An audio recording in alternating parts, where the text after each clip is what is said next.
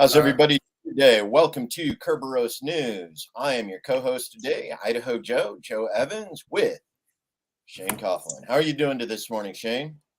I'm doing okay. How are you? A little more enthusiasm, man.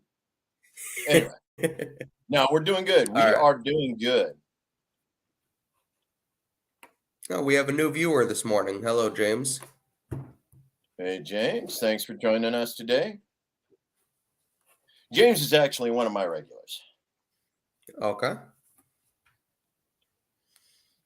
And Jimmy, love you, Jimmy. Thanks for stopping in today. So the first thing that we had coming up today, what was it, Shane? So Elon Musk and the purchase of Twitter. What do we have on that? Elon Musk finances purchase of Twitter. Now, this was something I actually covered a little bit on my show on Wednesday. Now, there's been some interesting developments with relationship to this. Reason why is because the Twitter quarterly reports came out. And believe it or not, Twitter didn't actually hit their target goals for this quarter, which means that the bid that Elon Musk made for the financing of the purchase of Twitter is actually significantly higher than the value of Twitter would normally be worth. So this is going to be interesting going into the board vote for whether or not they're actually going to accept the offer as recommended by the executive board who had moved forward with the preliminaries.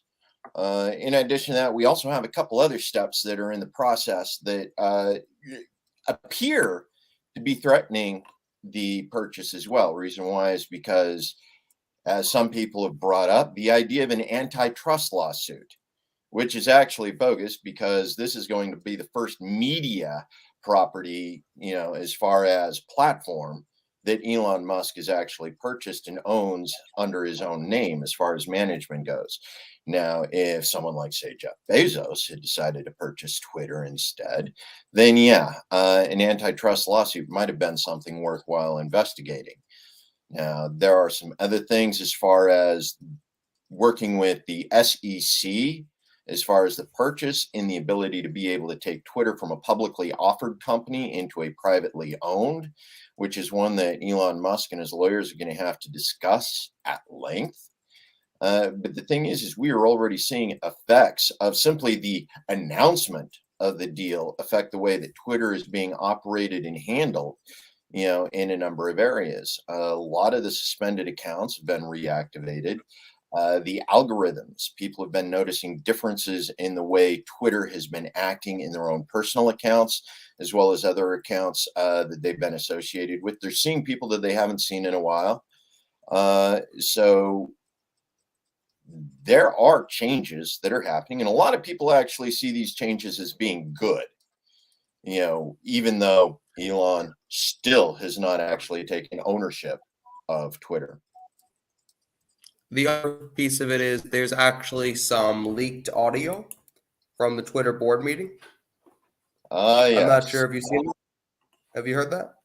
I'm familiar with the idea. I don't know the specifics or what it was that they were bringing as far as what the allegations were. I know there was originally talk about the board and Mr. Musk plan on dealing with a considering acquisition is by a person with questionable ethics. The question of attrition. Oh, my computer is glitching. I'm gonna go ahead and play the leaked audio. I'm not sure either. Let's see what they were talking about. How did the board and Musk? My computer is glitching, of course. There were a couple of things that were being discussed with this. Now, there were an awful lot of aspects. There was rumor that the lawyer that was associated with, let's go ahead and add that to the stream here real quick. So,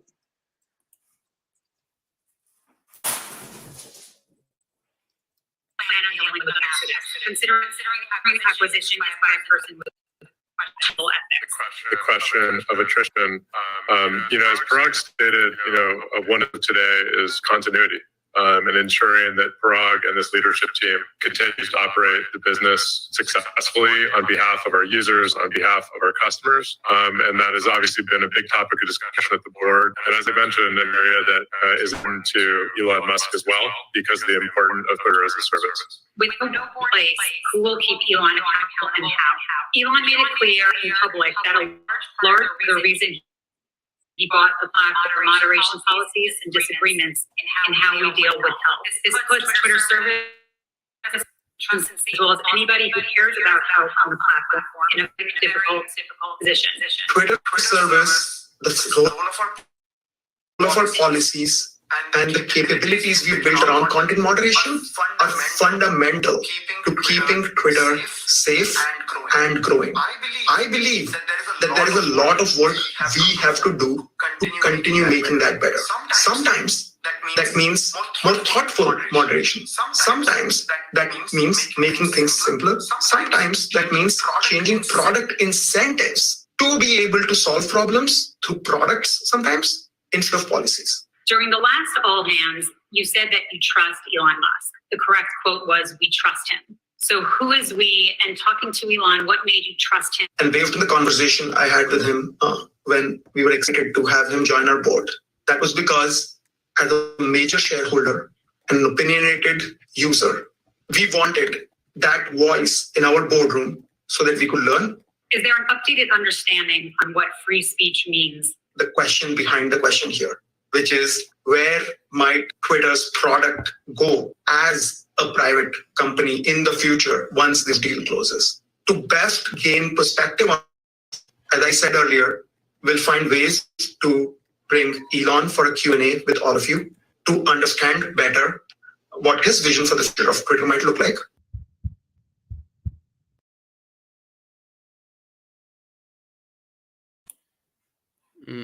That's all the audio.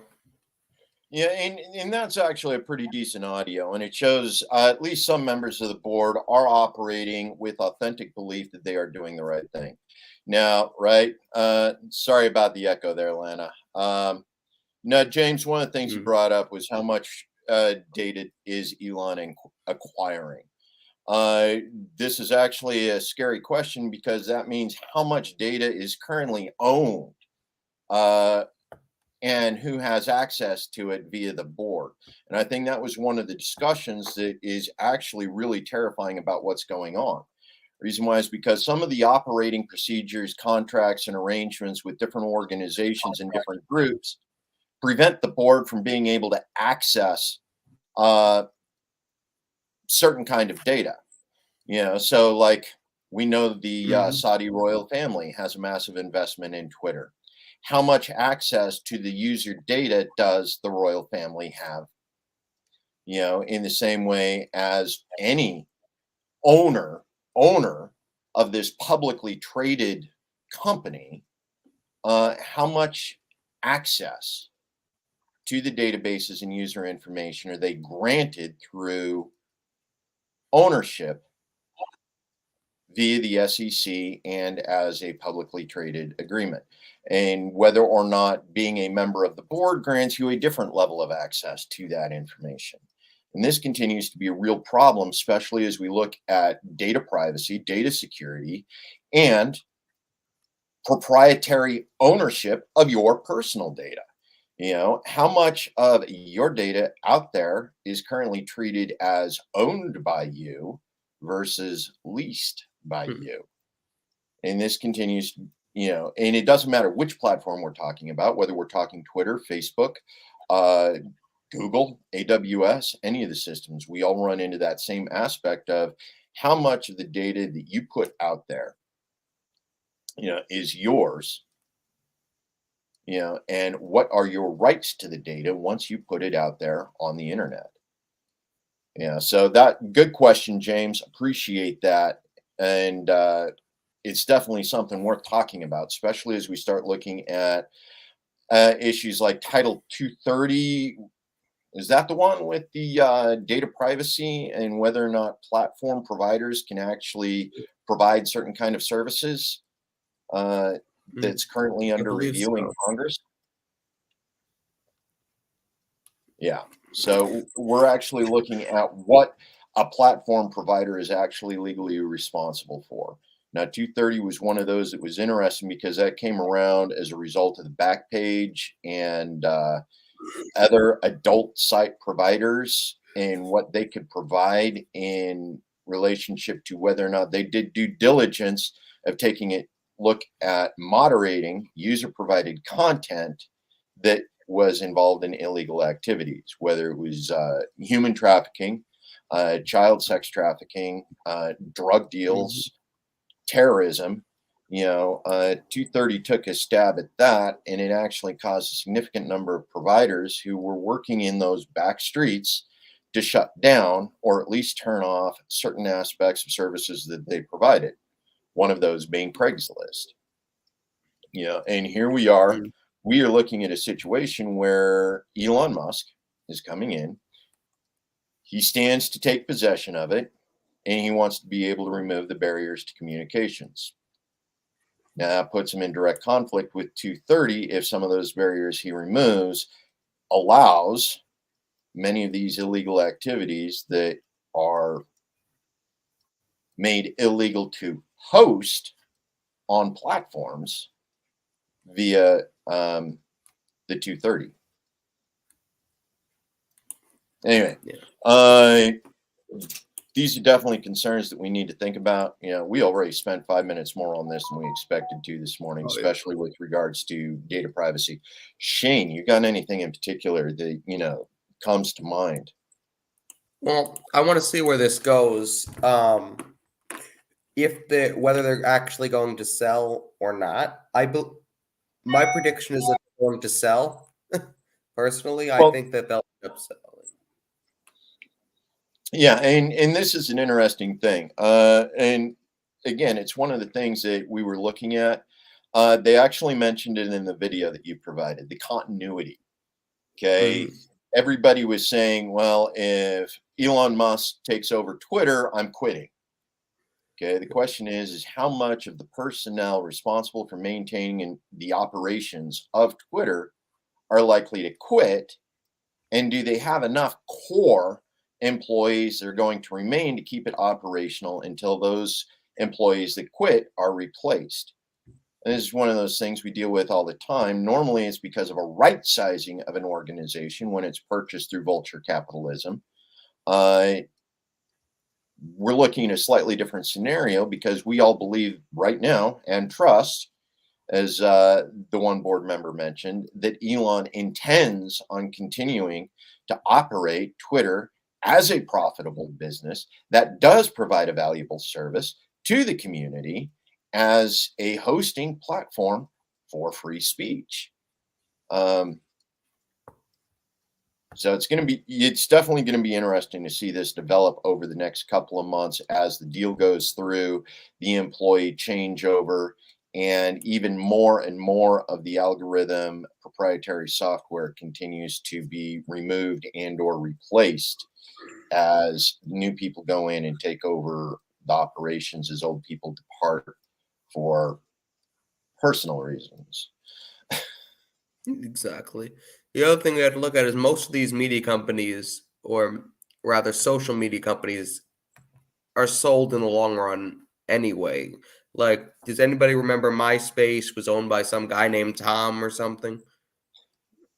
Tom? You're dating me here. You're dating me here.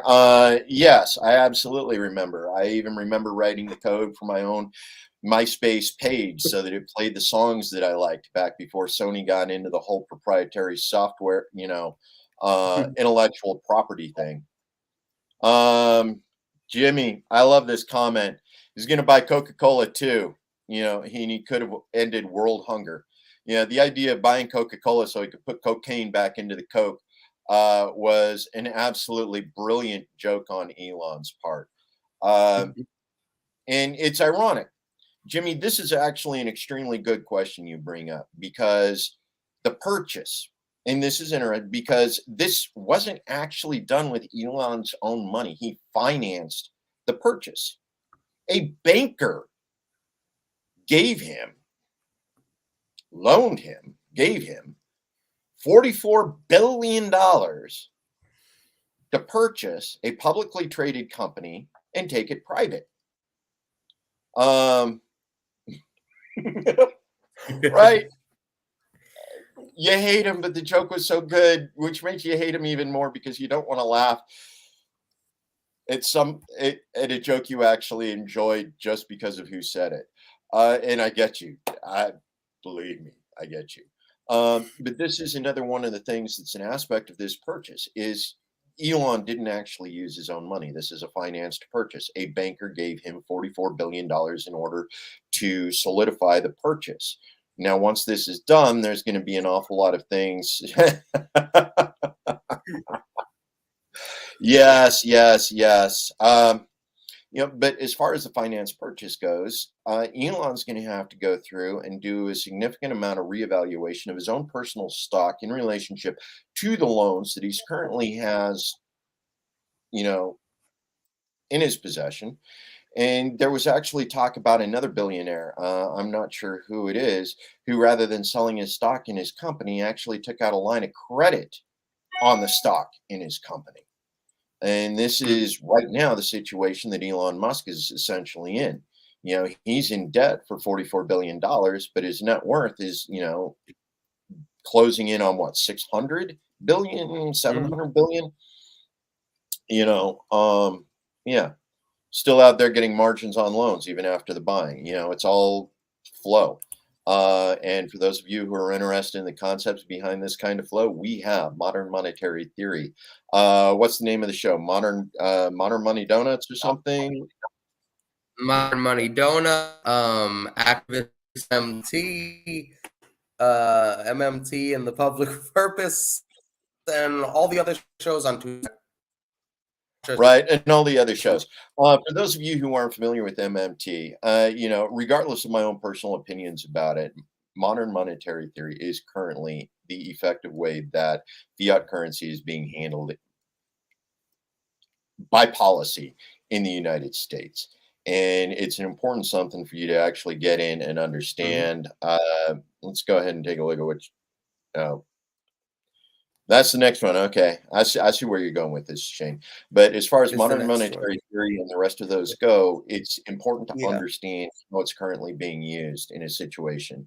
And we have several shows on KRTD Media specifically about modern monetary theory and the way it's currently being used versus the way it should be used. And thanks for popping in. Okay, what have we got next, Shane? Okay. So this is from Politico. Yes. 24 memo.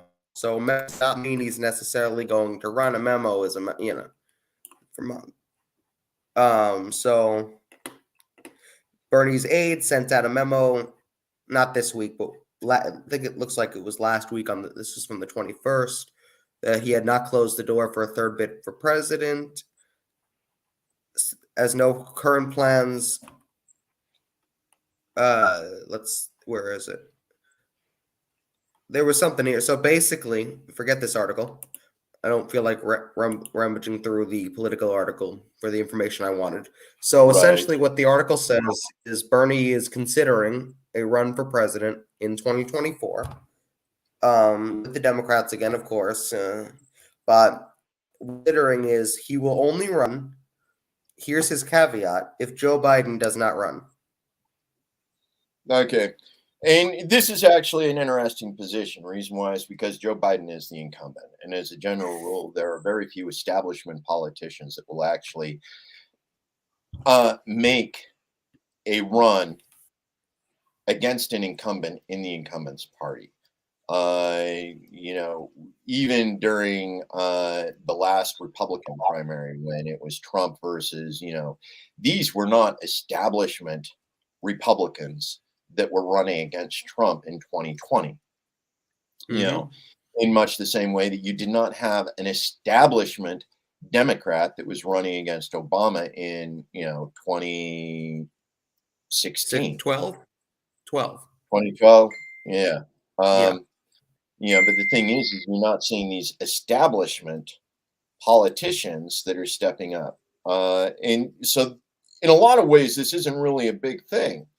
there's no reason for him to run. You're the one that's pinging. Yeah. Okay. You know, the assumption is that Joe Biden actually makes it to the 2024 election. Now, this is one of those things that's an interesting discussion because while Joe Biden has announced he plans on running for 2024 for his second term, most of the speculation right now is that Joe Biden may not actually make it to 2024 and Kamala will be president at the time. Right. And that's the other issue. Absolutely. Is he going to run an independent or is he going to run as a Democrat? He continues to have success, in Vermont as a senator, as an independent senator, operating between the two parties, but as a Democrat running for president, he hasn't been able to break the establishment circle and actually be able to enjoy the popular support of the Democrat establishment. He's still being seen as an outsider. So you see people rejecting his attempt at as a Democrat candidate for president, which is one of those things that's interesting because he could do fairly well as an independent. He could do fairly well as a Green, even. And even as a socialist candidate or Democratic socialist candidate, he may be able to do fairly well as far as ballot access through some of these other possibilities. But as a Democrat, he can't break the establishment bubble. A lot of people don't realize that a long time ago, when Bernie first ran for Congress in Vermont, it was, he wouldn't. But a long time, when Bernie first ran for Congress, it was after he'd won his mayor's race by 10 votes and, done that 4 times. He made a deal with the Democrats when he ran for Congress. And a lot of people don't know this about his history. They kept running a candidate and he kept splitting the vote. And he made a deal with them in exchange for them not running a candidate in Vermont. He would toe the line on a lot of issues, and they would let him be an independent, and they would not run somebody against him. Right. And that was a deal he made with him years ago. Bernie's been in bed with the Democrats for a long time. Now, admittedly, Bernie, in some ways, while he's considered very liberal, he still comes down as a fairly conservative politician, which is why he's been successful in New England. And that's some things that an awful lot of people really don't understand about certain states in the United States.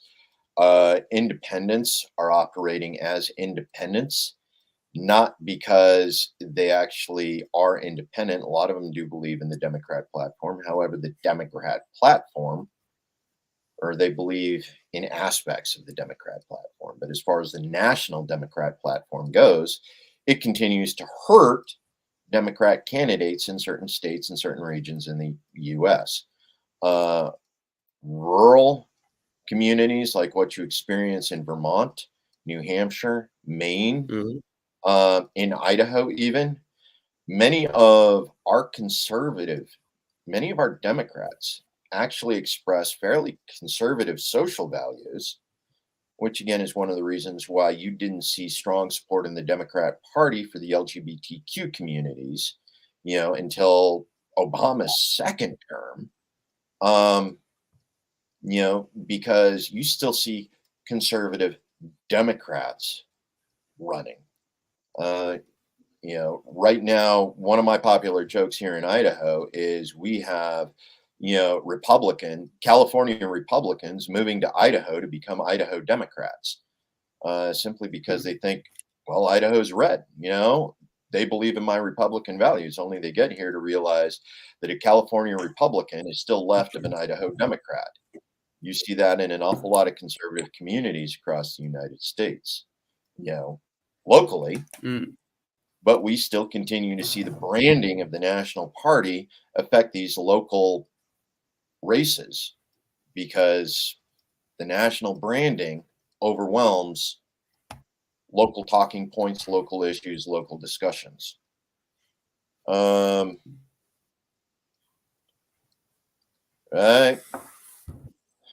Yeah. But yeah, so Bernie's making his has made his announcement. And truth is it will only come into play if Biden is either removed from the presidency, dies, or is otherwise deemed unfit to continue serving, in which case it would be Bernie against Kamala Harris, who right now enjoys one of the lowest approval rates of a vice president in the United States since Cheney. Mm-hmm. It's even lower than Cheney, isn't it? I think so, yeah. Nobody. How bad is it when your approval rating is lower than the man who shot his best friend in the face with a shotgun? Anyway, yeah, that's an interesting point, Jimmy. Yeah. Yeah. If Biden dies, Kamala will be the establishment running for as the incumbent in 2024. And again, that opens up the challenge for viable Democrat establishment candidates to run against her in 2024. One of which would be Bernie. Something I do want to bring up though is Bernie sometimes he can be a little bit of a coward. Yeah, Bernie can be a little bit of a coward. In 2012, Bernie in meetings and off the record run against Obama, not to win but to push him left, and then ultimately decided not to do it. Well, and that's an interesting discussion, because he's not the only one with that particular issue. There are several other fairly well-known, candidates that have run not to actually win, but with the belief that they can either push the Democrats further right or Democrats further left or the Republicans further right. You see that sort of backroom discussion. Howie Hawkins, Green Party candidate, once he actually received the Green Party nomination, he actually made some gaffes in discussing his run and his Green New Deal as a way to shift and create the Overton window for a Green New Deal, a Democrat Green New Deal, AOC's Green New Deal, which is another one that's interesting because Howie Hawkins and AOC are both New York politicians. Well, the Green New Deal comes out of New York. Yeah, and AOC was one of the most strong advocates for a Green New Deal, and the Sunrise Movement, and several other grassroots organizations actually helped back her and tried to push that aspect of the Green New Deal. Now, a lot of us know that Biden's support of the Green New Deal is not something that's actually viable. The reason why is because Biden, during the Obama era, actually helped funnel a significant amount of money into Solyndra, which went bankrupt. Solyndra had a lot of shareholders that were Biden's families and relatives. So when it went bankrupt from no bid deals, where Solyndra was actually given the lead, much in the same way that BlackRock was given the lead to fix the economy during Trump, and the way that the 2014 Ukrainian deals, where Obama, in addition with John Kerry, Secretary of State, made significant deals in establishing a Ukrainian government, and we all know Hunter Biden got in on the ground floor of the Ukrainian oil company in order to ensure that, so there's an awful lot of things. We talk about corruption in government. We talk about corruption among the incumbents. And this is one of those things that we see, what happens in the Secretary of State, because Hunter Biden wasn't the only one who benefited significantly from nepotism in relationship to agreements between the Ukraine and the United States for support, oil, business, industry, including agriculture. So again, Before we move on from this topic, who are the prospective 2024 Democrats, assuming Biden doesn't? Who do you think? I actually think Hillary Clinton. Oh, As horrible as that. I another think another Hillary versus Trump run would be catastrophic to American politics. Mhm. Um, everybody has experience with both at this point. Um, Yeah. and you know, I'm here for it, if for no other reason than to watch the duopoly tear itself apart for good, finally. Mhm. Uh, but aside from that, okay, establishment Democrats capable of running against Kamala Harris. Uh, Good one, Jimmy. Good one. Marianne Williamson. If she were to decide to go in and make another run of it, this would be her second time making the run for president. Hey, good one, Nina. Mhm. Oh, nice team up there, Marianne and Nina. Mhm. Now we have some others. Michelle Obama, although she has specifically stated that she's not interested in running. I don't know. Is Chelsea Clinton 35 yet? Oh, I believe so. Ooh. Let's see, age. I mean, that's a way to keep the dynasty alive. She's 42. Wow. Yeah. God, I feel old now. How about Pelosi's daughter? Christine Pelosi? Is it Christine Pelosi? Ooh. I mean, that's another dynasty establishment. Mhm. Yeah, Sandy, we found out she's a lot older than I wanted her to be because her being that age makes me significantly older than I wish I was at the moment. And then on the Republican side, we have the possibility, I would say, maybe another Ted Cruz, Chris Christie, those God. guys.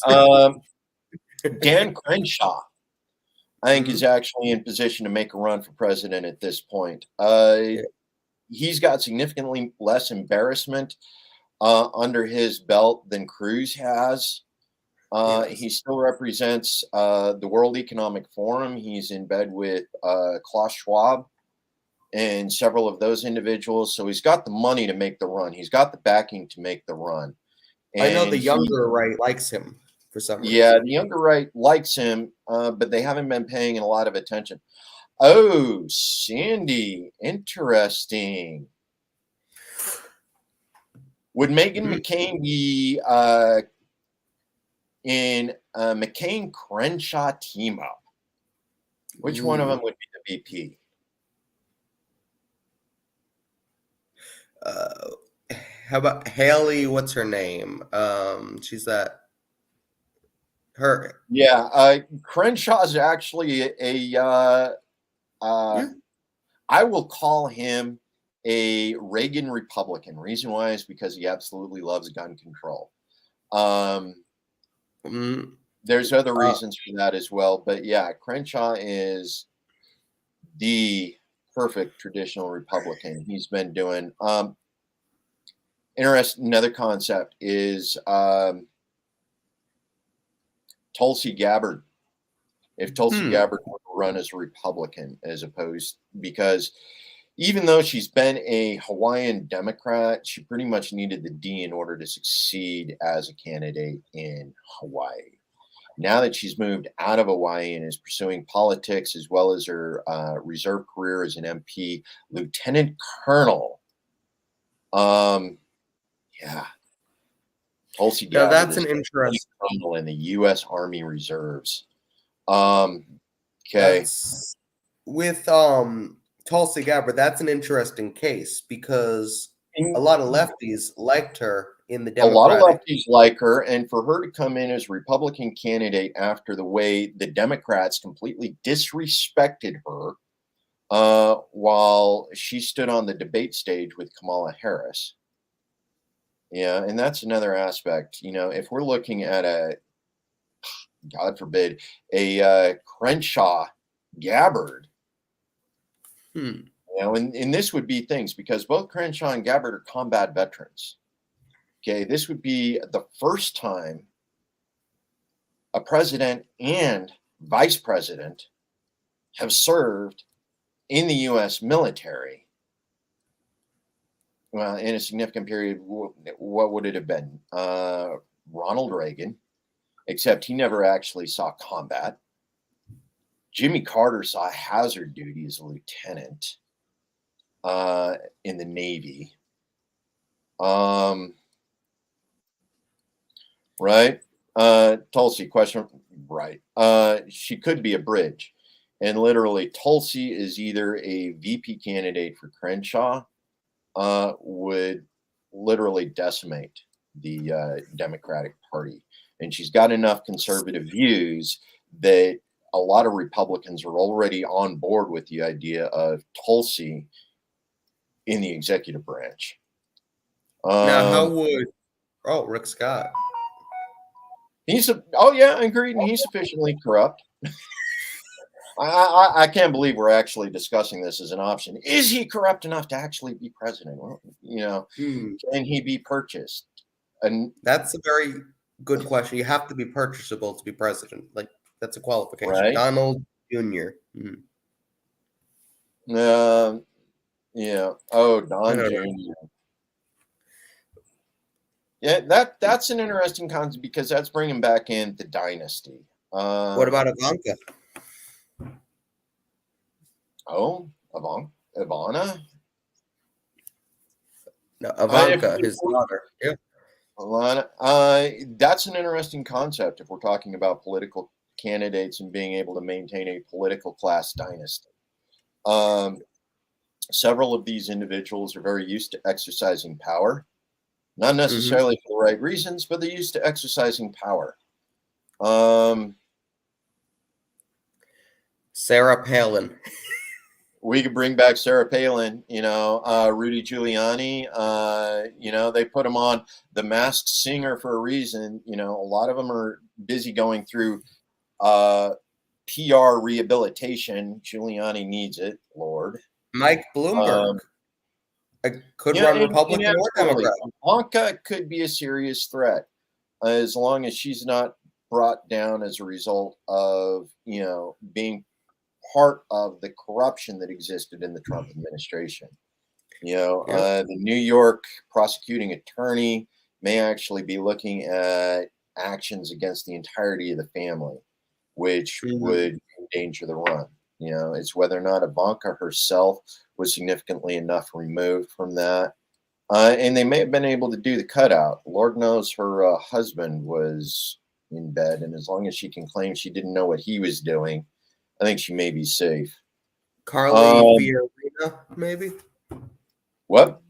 Carly Fiorina, the HP executive lady. Oh, no, I don't think she stands much of a chance. The reason why is because she didn't actually do that good with HP, which was why she was available to run for president. Good point. My last thought is Mike Bloomberg. He could run with either party. He could, especially after the mistakes he made trying to run as a Democrat.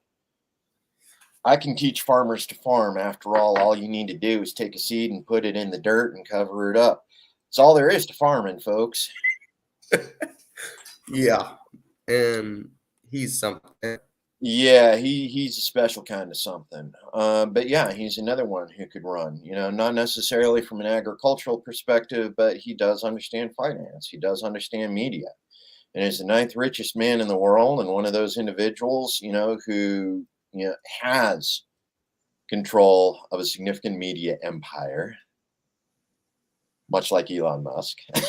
Yes. He actually stands enough to do his own PR.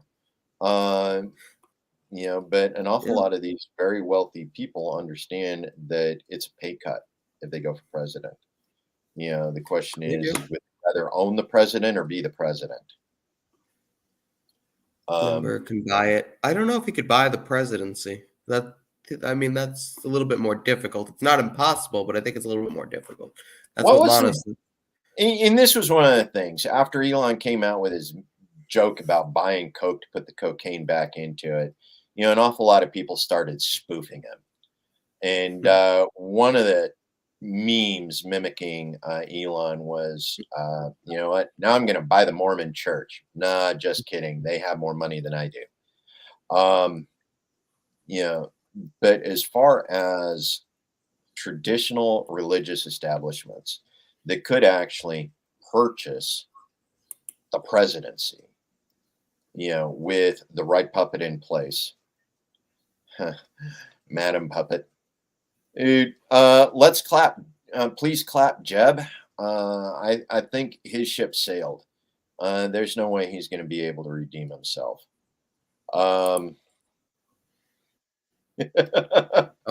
yeah, he's so boring. Christie, maybe. Please clap. Okay. But as far as alternatives, you know, it's interesting because at this point we're actually talking political dynasties. You know, we're not actually Yeah. talking people of the people. We're talking about political dynasty candidates running for either the DNC outside of Tulsi and Crenshaw. All of these are political caste dynasty candidates that we are talking about right now, which is not good for the people. And it comes back to a dump the incumbent issue. So what you're looking at is your third party candidates and what are they actually doing to open the Overton window so that we can have a real discussion about issues like the Green New Deal, decentralization, the problems that we're currently having because of 40 and 50 years of policy that have continued to consolidate power in DC. What are the third party candidates going to be looking at in order to open that discussion? And we actually have a show that talks about that. Joe Firestone does Dump the Incumbents on a regular basis. He talks to third party candidates and some of the new Democrat candidates that are coming out to challenge the status quo, and what we can do as far as refreshing the Tree of Liberty by putting new blood in Congress. Thursday nights at 9 p.m. Eastern. Yeah. So catch Joe Firestone, Dump the Incumbents on Thursday night. Dr. Oz, I think he's been president. I don't think he's redeemable at this point. He's been caught out in some bad shenanigans. Okay, we got another topic. We're at 42 minutes here, Shane. So let's go to DHS. Oh, yes. Yes. Okay. Now, this was something that was actually brought up 2 days ago in my discussion with regards to information. So, Department of Homeland Security has instituted the Department of Disinformation. Okay, and what the Department of Disinformation is actually responsible for is monitoring social media and other media platforms for information that is disinformation. You know, whether it's propaganda coming from other states. So in this case, DHS's Department of Disinformation would be responsible for shutting down Russian television broadcasts in the United States. They would prevent U.S. citizens from accessing Russian information on the Ukrainian war because it doesn't meet the official public narrative. Right? Now, there's actually a meme out there. Who is the new head of Department of Disinformation?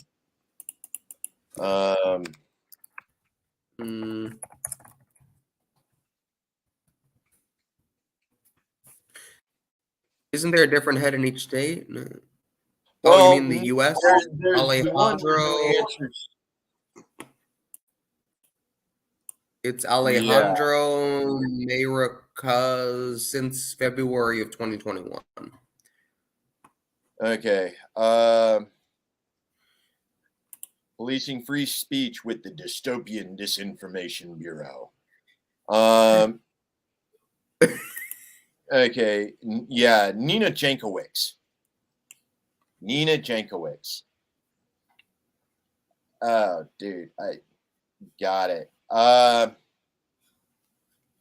Let's just move away from that name. But there was actually a meme going around comparing Nina Jankowicz in relationship to Kim Jong Il's little sister, assuming is a little sister, as the Republic of North Korea's, the People's Republic of North Korea's information or Department of Information. You know, putting side by side and going, management needs you to identify the difference between these two pictures. But literally, that is where we're at right now. We have a disinformation institution, and they say it started in 2021. It's actually been around significantly longer than that. We've been controlling the flow of information through Department of State and several other sources for several years. It's just being moved under the Department of DHS as a result of policies within the Biden administration.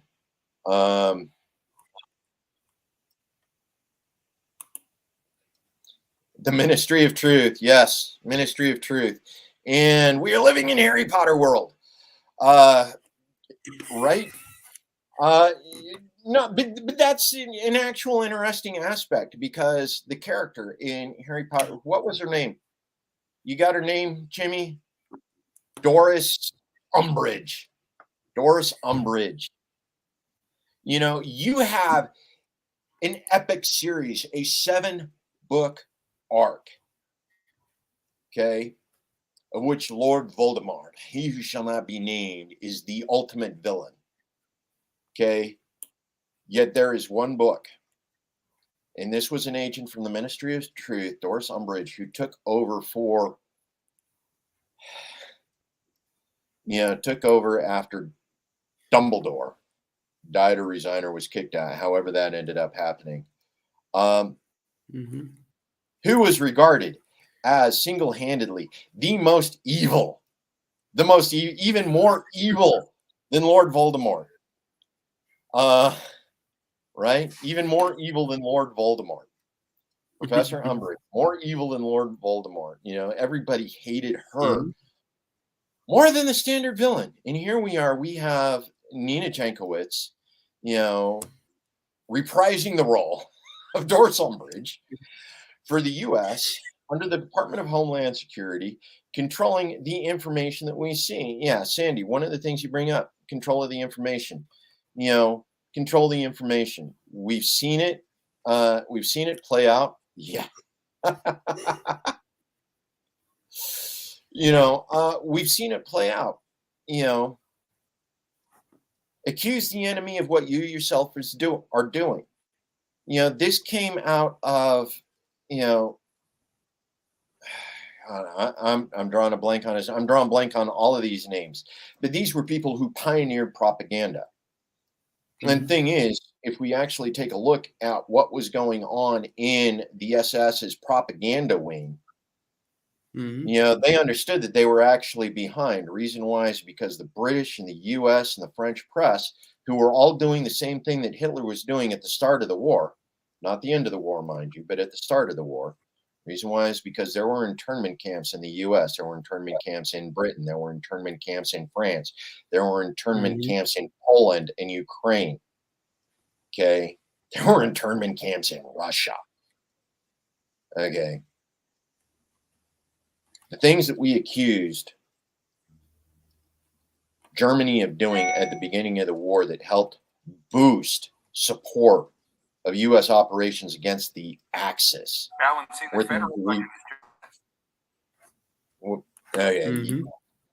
Yeah, things that we were doing during that particular time, you know, we were doing. The U.S. was, the Allies were easily as guilty as what the Axis were doing at the same time. Japan, with their colonization of China, you know, was a big issue. Japan was doing things, you know, colonization of Korea, colonization of China, you know, what they were doing to communities as far as the deculturalization of Chinese students. They were putting them into education camps. They were taking young children, taking them away from their parents, putting them in education camps in much the same way that the U.S. was doing with the U.S. and Canada were doing with residential schools here in the US. It was the same principle of deculturalization. Take the indigenous people, re-educate them. And as Malcolm X pointed out, do not allow the enemy to educate your children. Okay? We were doing it. US and Canadian residential schools. Japan was doing it. Residential schools in occupied territories of Korea and China. We were seeing it happen in Russia. You know, re-education during World War I and World War II of British-owned territories. Okay? These were the colonizers that were educating the indigenous people. Okay? But they were right. Accuse the enemy of what you yourself are doing. Here we are in a situation where Nina Jankowicz, now responsible for the Department of Disinformation under the Department of Homeland Security, is now accusing Russia of propaganda and controlling the flow of Russian information into the US. Pay attention, folks, because everything we are currently accusing somebody else of doing in global politics, we are effectively doing ourselves before we even accuse them of it. Pay attention to what is going on in your world and take all the information you have with a grain of salt.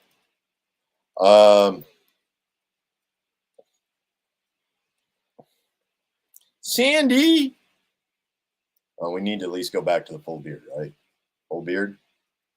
None of these little things, but yes. Let's talk about this, Jimmy. I want to know how they plan to succeed with this new truth committee. Okay, we can't read people's mind or predict the future. It's like the book 1984 with pretty committee names. Jimmy, this is actually a dangerous situation that we are getting into. Yeah, no problem, Shane. I gotcha. Shane's running into some issues. He will be back. Well, he may not be back. But we got a few minutes. And Jimmy, I actually want to discuss this issue with you. Okay. 1984, pre-crime. This is essentially what we're doing, the thought police, pre-crime. Right now, there is technology out there. And I've harped on this before in a couple other shows and things I've talked about online. McGraw-Hill and Peterson are responsible for K through 18 education right now, pre-K through 18. We have the ability to be able to put kids in front of a computer where they learn how to operate and where they operate, and they are able to build the models based off of behavior within those situations. So right now, we are in the process of collecting data in order to model students' behavior. What is the median? What is above? What is below? And what behaviors lead to what future behaviors? Okay, with greater degree of accuracy.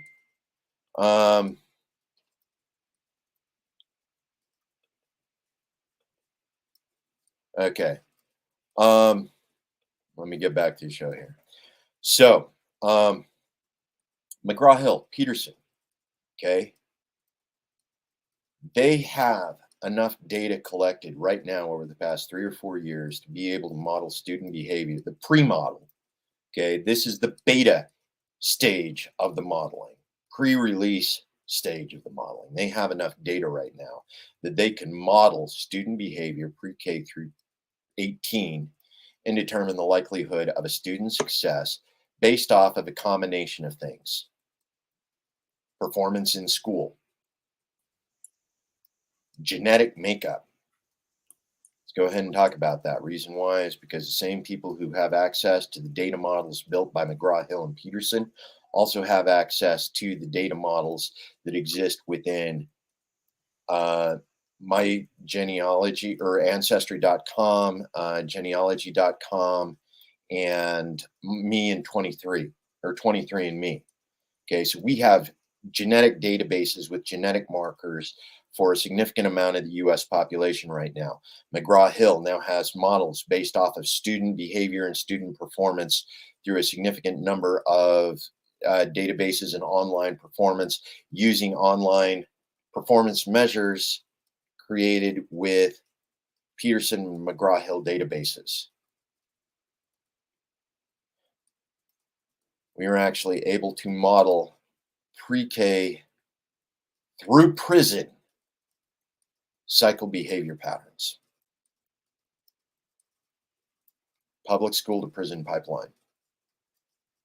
We have enough data right now to completely model that from end to end. Pre-behaviors for serial killers don't become killers, right? And that is the problem with pre-behavioral modeling.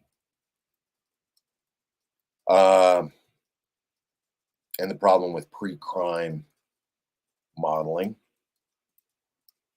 How do you determine at what point you are going to remove the potential for criminal behavior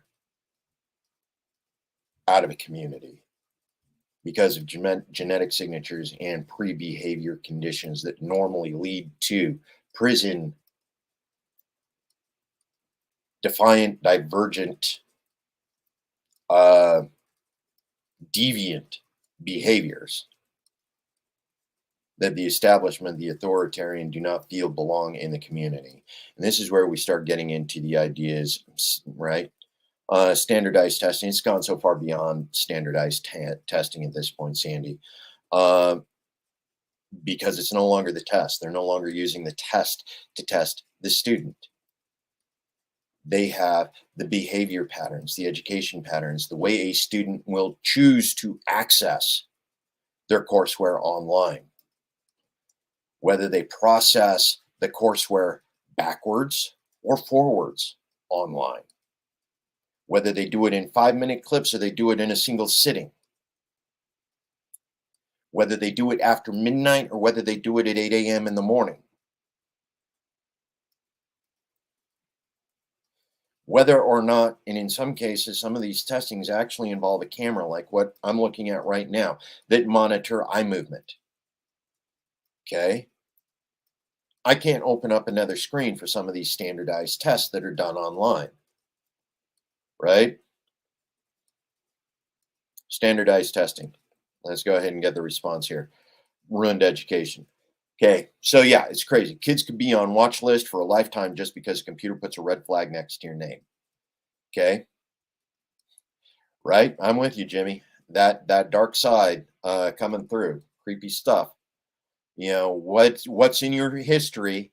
You know, what is it you opened up to browse while involved in a specific course, doing research for a specific project in a McGraw-Hill or Peterson courseware for your literacy class?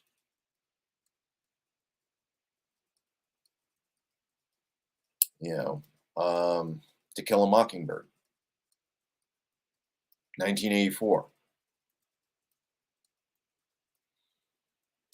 Any of another dozen, you know, Soylent Green, any of a dozen different dystopian novels, Logan's Run, you know. Do you get flagged for looking up those books for a research project? Because it's an interest. You know, most of these things that are right now that are creating that median line, that standard template, they're there to identify divergence rather than diversity. Okay, they're not looking for the people that excel outside of the box. They're looking for the people who fit in the box. And this is dangerous to us as a culture, dangerous to us as a nation, because it locks us into a system of systems that we can't evolve out of, that we can't become better than, because we have no appreciation for diversity. Because we kill diversity because we believe it is divergent behavior. And everybody becomes extremely satisfied with the status quo in perpetuity. No growth. Because we killed innovation. by killing diversity.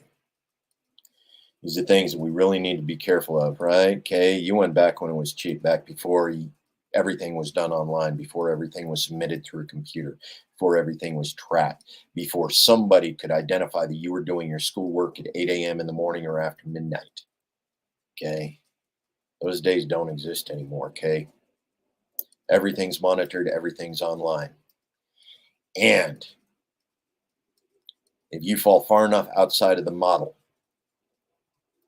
these days, they actually got it set up so that a professor can get a ping when you're falling out of the model so that they can kindly and gently guide you back into the box. Right. Do an essay on the Holocaust or the Civil Rights Movement. Were you using the appropriate resources? Or even worse, the approved resources? Search history. Yep. Truth Ministry. Welcome to the new America. Truth Ministry. The Cathedral is online. It's been online. So with that, it's an hour. Appreciate everybody joining us today for these conversations. These are the important conversations. These are the ones you need to have. These are the ones you need to research, and these are the ones you need to understand for yourself. Don't take my word for it. Don't take Shane's word for it. Don't take Jimmy's word for it, even though she's really awesome. These are things you need to research. These are things you need to think about. These are the things you need to do to get on the list, owned and managed by Department of Disinformation as a divergent personality in this new authoritarian state. Welcome to the U.S. dystopia. Remember, folks, family, friends, community. As long as you've got those three, you can get offline. Take care.